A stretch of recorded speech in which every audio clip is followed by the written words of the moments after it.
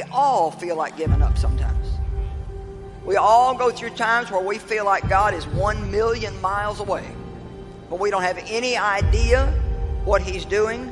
When we're tired, when we're weary, when we think we just can't go on. Most people are afraid to set great dreams and set big goals because of the fear of failure. There's something much worse than failure. It is the fear of failure. I want to remind you that failure is not final, it's formative.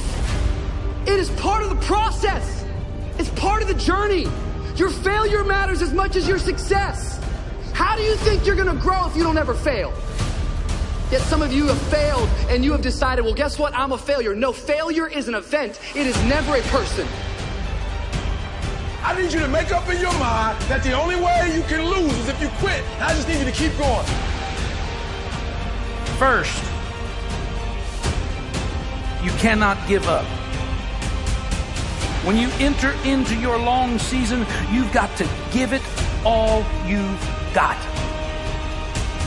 When people go into a season of struggle, the first thing that they want to do is take a sabbatical. But whenever trouble comes, the only way that you can get through trouble is work your way through it. Make a declaration to yourself.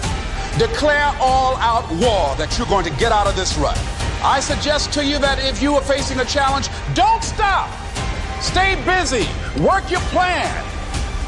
Don't confuse movement with progress.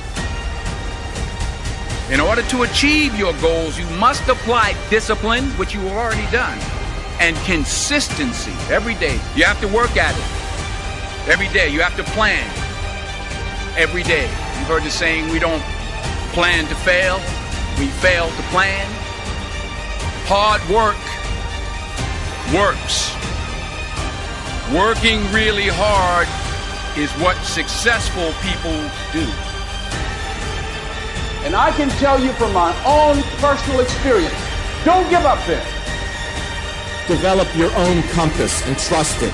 Take risks. Dare to fail. Remember, the first person through the wall always gets hurt.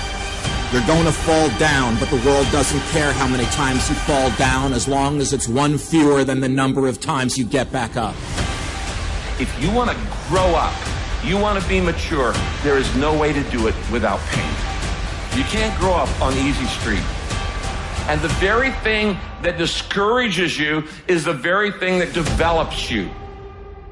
When you respond to life instead of react to it, react is negative. You get sick, go to the doctor, she gives you a prescription, says, see me tomorrow. You walk in the next day, she said, uh-oh, it's not working. We're going to have to change the prescription. You get a little nervous. But if she smiled and said, hey, it's working. And so she's just responded, and you feel better because now you see some real hope in order to get ahead in life. Make friends with people who want the best for you. And that's a meditation on my own childhood and adolescence to some degree. I had friends who wanted the best for me and friends who didn't. And, they were friends who,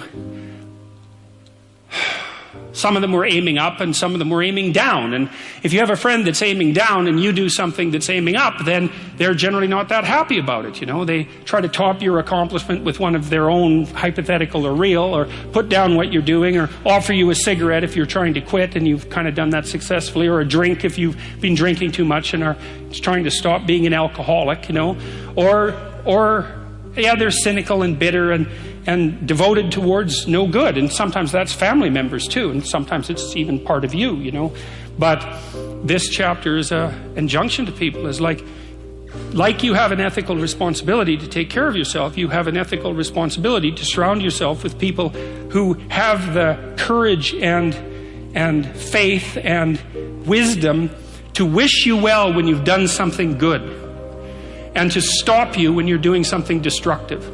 And if your friends aren't like that, then they're not your friends. And maintaining your friendships with them might not even be in their interest.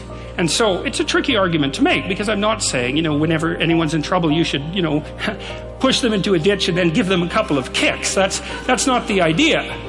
The idea is that, but I had a couple of rules I didn't write about. One was be careful be careful about whom you share good news with, and another was be careful about whom you share bad news with. And those rules ring in people's minds quite quickly.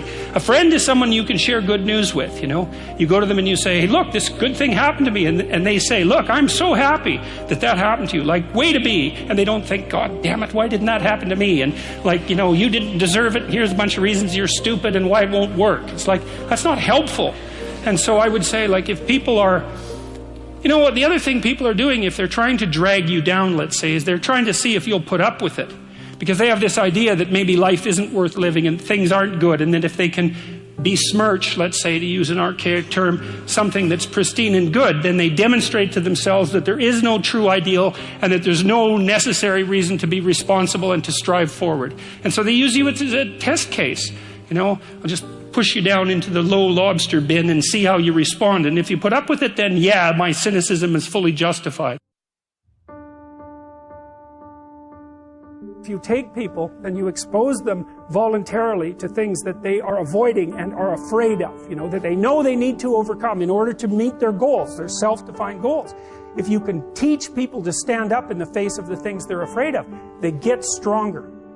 And you don't know what the upper limits to that are, because you might ask yourself, like, if for 10 years, if you didn't avoid doing what you knew you needed to do, by your own definitions, right, within the value structure that you've created to the degree that you've done that, what would you be like?